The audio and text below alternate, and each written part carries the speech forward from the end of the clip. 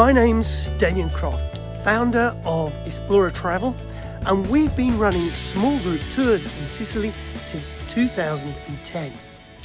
And in that time, we've developed a huge amount of experience and also contacts. And I'd like to take this opportunity to share perhaps some of this experience with you that you can use in planning your own trip to Sicily. So how long should you plan to come to Sicily for? Well, Sicily is the largest island in the Mediterranean, and it's large not just geographically, but also historically. In fact, I can't think of anywhere else in the Mediterranean, apart from maybe the big cities like Rome and Istanbul, that have more history compacted into a small area than anywhere else. So, in other words, it's worth taking time to get to know the island. Going back to the question of how long you should stay here. Well, of course, if you want to come for a weekend away from London and just sit by the pool or enjoy the beach, that's absolutely fine. Or if you want to catch up with friends, of course, that's a different kind of holiday. But if you want to learn something about Sicily's history, you really need to spend time here. A week, frankly, is probably not enough. You could come to Palermo and you could have a very interesting week in Palermo. That is true. Similarly, also in Catania, and probably also Syracuse as well. But you wouldn't get beneath the surface of the island in just 1 week. The absolute minimum, I would say, for a stay in Sicily would be 12 days. And that's also assuming that you've got the logistics absolutely worked out and you're not wasting days just moving around or driving around the island.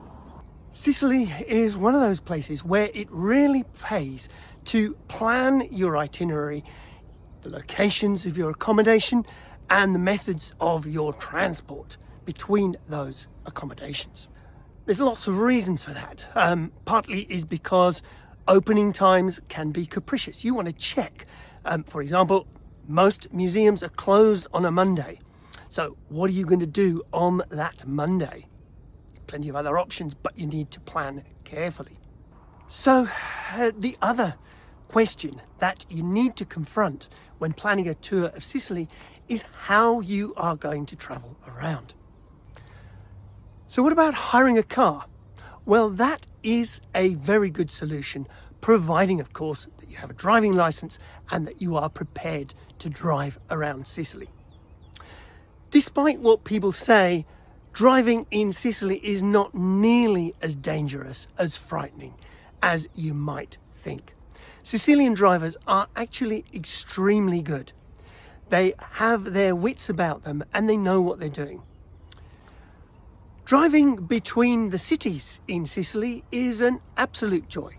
The landscape here is superb and it's just beautiful to set out of Catania on a late spring afternoon heading up towards Mount Etna. An absolute joy. The difficulties are several, however.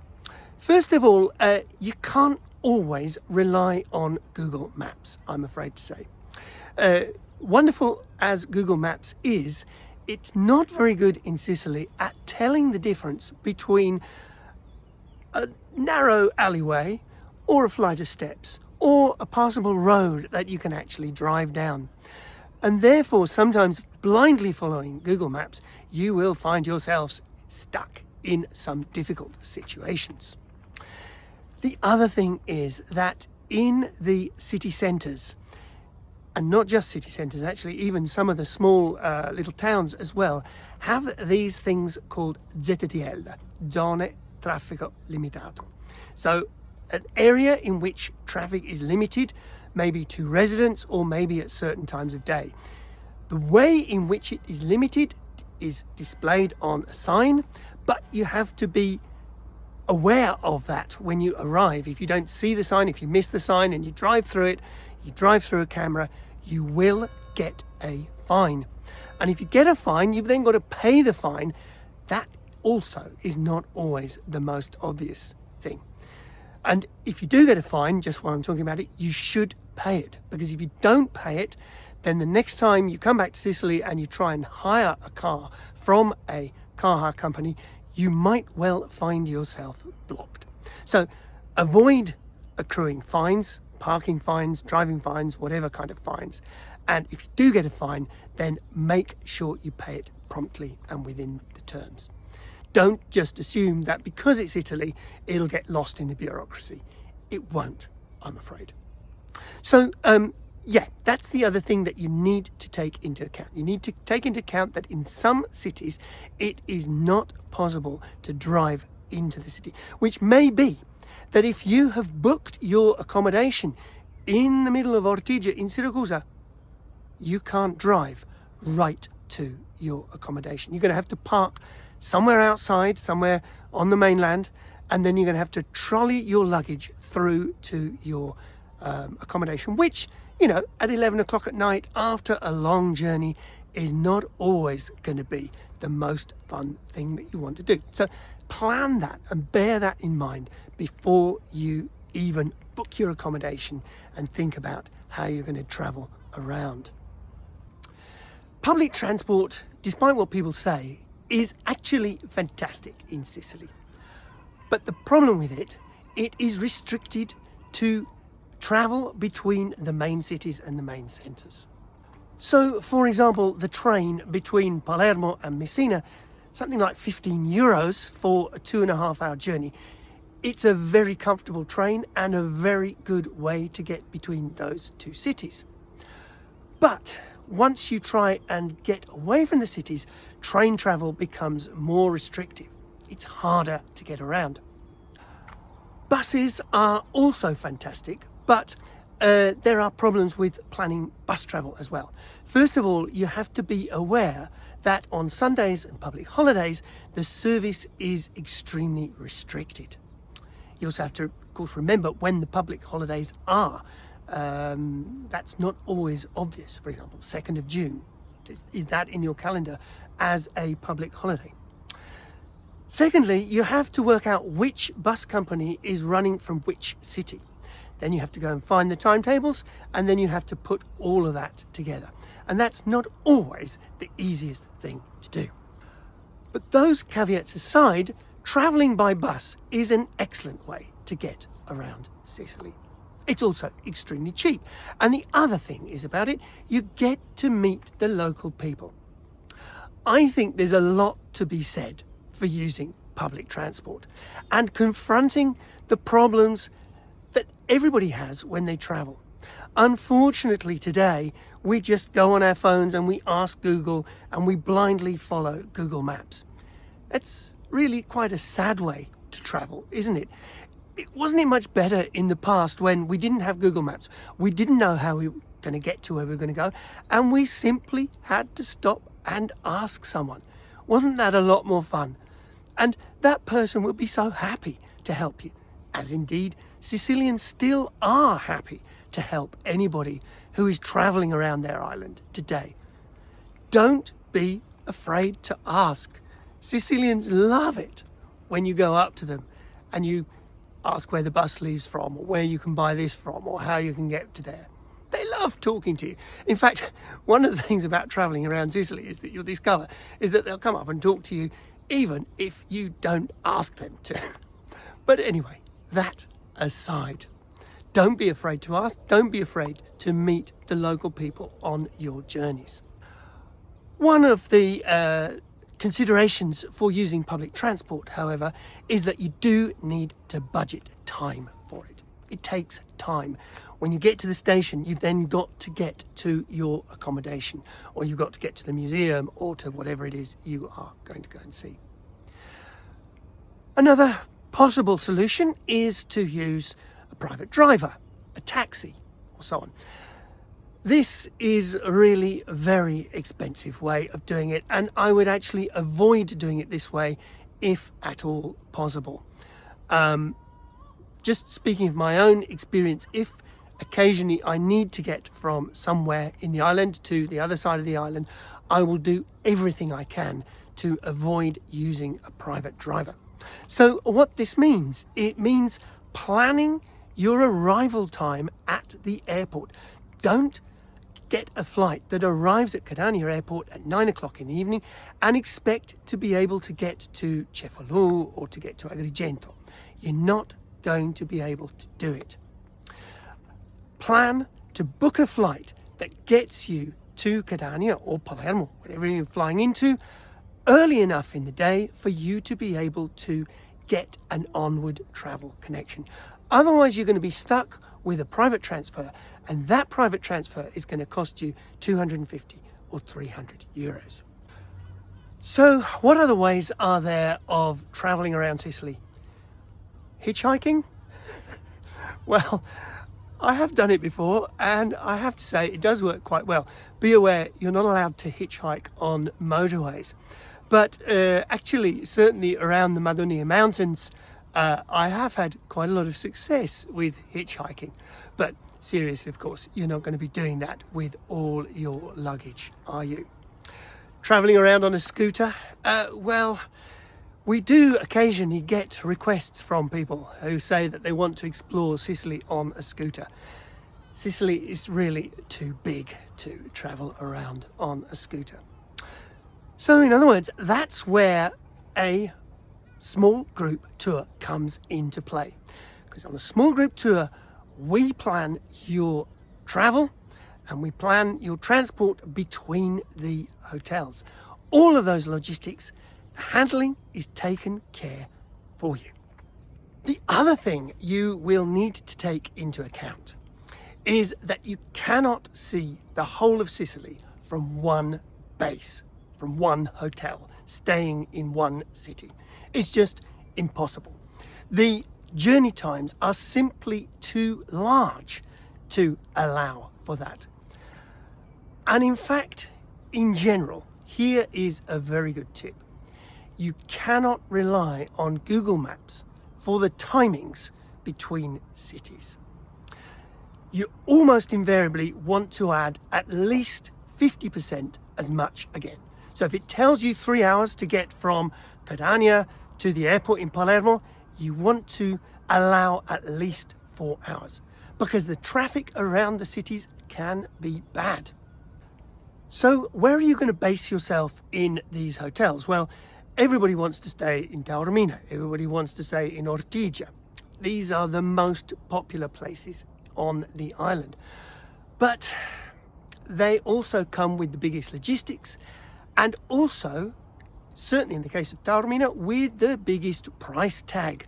So yes, it would be lovely to spend a whole week staying in Taormina, but it would also be very expensive.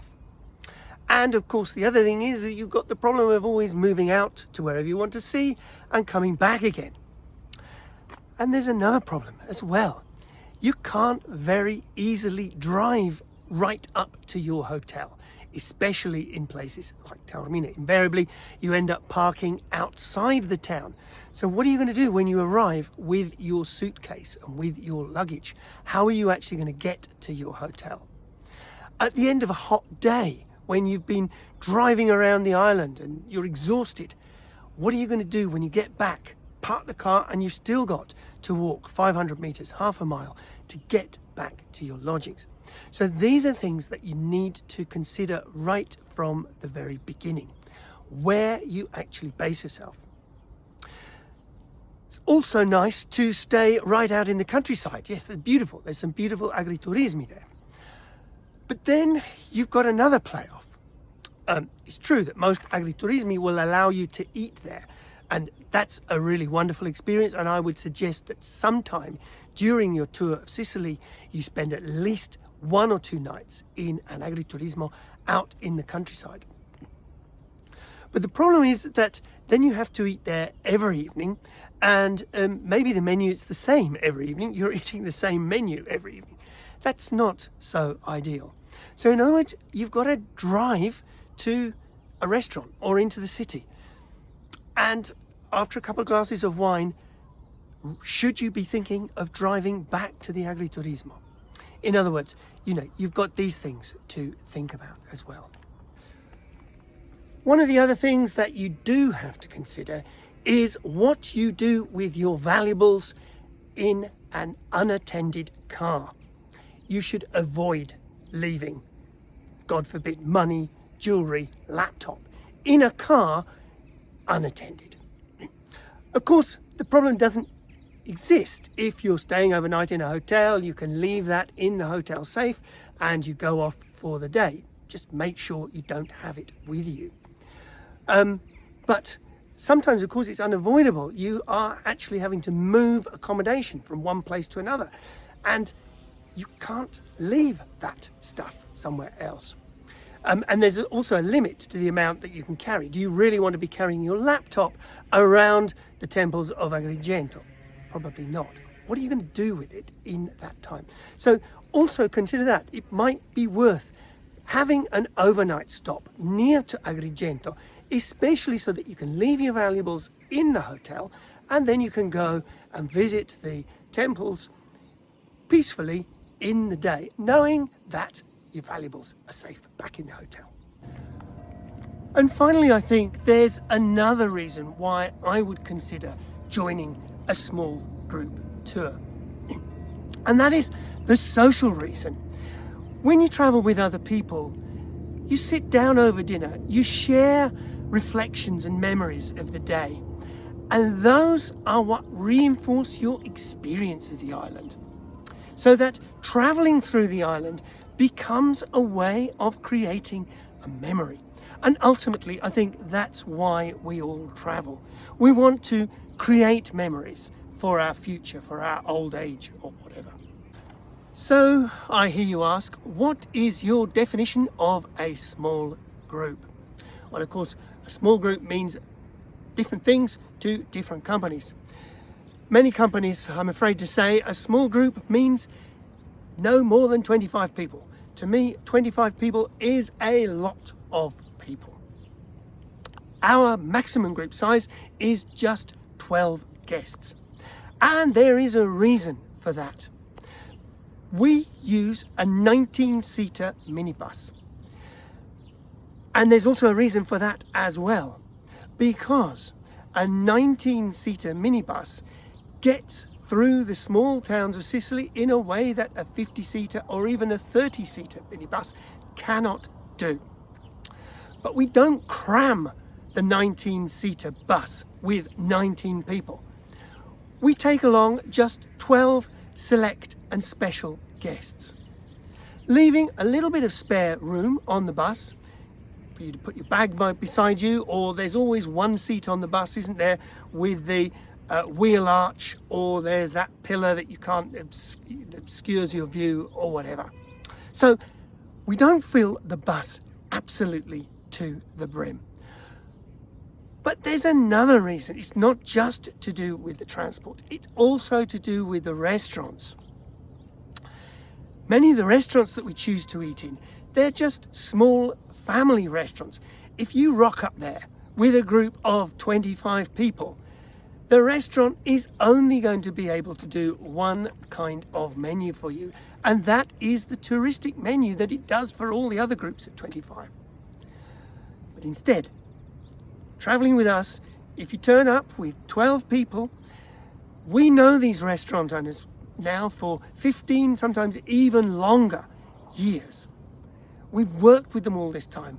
They know the menus that we have negotiated with them. They know about gluten-free and nut-free and vegetarian and vegan and all of these kind of things, people that don't like fish and so on and so forth.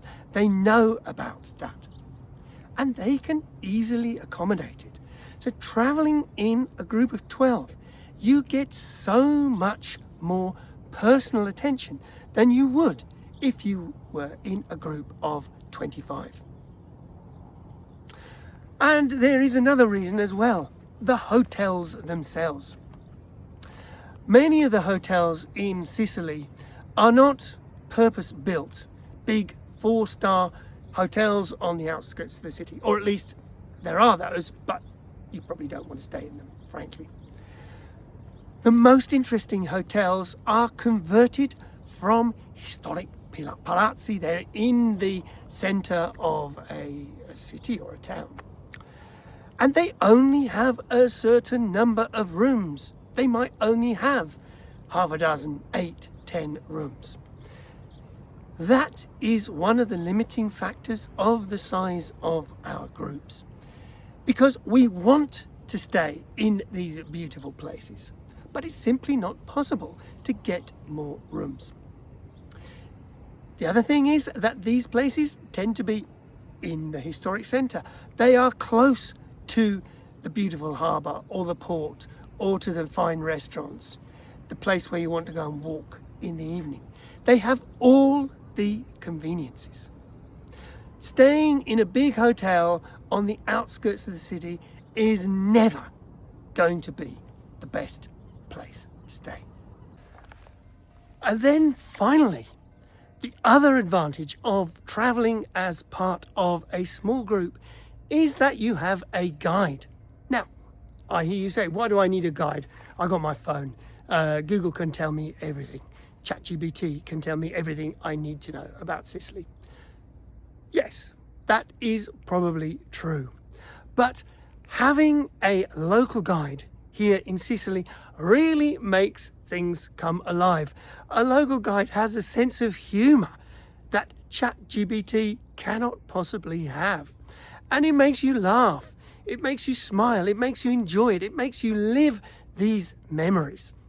So I think that having a local guide is all part of the experience of being here in Sicily. But guides, of course, if you're on your own, can be expensive to hire for the day. They have quite high daily rates here in Sicily. But if you are part of a small group tour, that cost is split between the 12 or so other members of your tour, and therefore it becomes a much more cost-effective way of visiting the island. So that's another thing that I want to wrap up with a little bit. A lot of people say that a small group tour is expensive. There are cheaper options, cheaper ways of doing it if you're doing it on your own. But all things considered, when you pool the costs of the tour guide, you pool the costs of the transport and the driver, you pool the costs of the tour company who has done all your meticulous tour planning for you. When you put all of those costs together and you divide it by the 12 other people on your tour, actually, it comes out as a very cost-effective way of making a tour of the island of Sicily. Plus the fact, of course, is you're not making mistakes. You're not losing a day because on that day you planned to go and visit the museum that unfortunately when you got there was closed, and therefore you had to sit around and do nothing for the day. So all of these things put together make joining a small group tour a very cost-effective way of travelling around Sicily. And if you are looking to join a small group tour in Sicily, I happen to know a very good company that will help you out with that. As I said at the beginning, Explorer Travel have been running small group tours in Sicily for over 15 years. We have the experience, we have the competence, the connections, the people on the ground to help you. And just one other final thought. Of course, we hope that nothing goes wrong on your holiday in Sicily, but things can happen. Things can get lost, you can fall over, you can hurt yourself, or you can become ill. If you are travelling as part of a small group tour, you have the services of your tour manager at hand 24 hours a day to help you confront whatever that eventuality may be. And if you're travelling on your own, it just may be that help is harder to come by.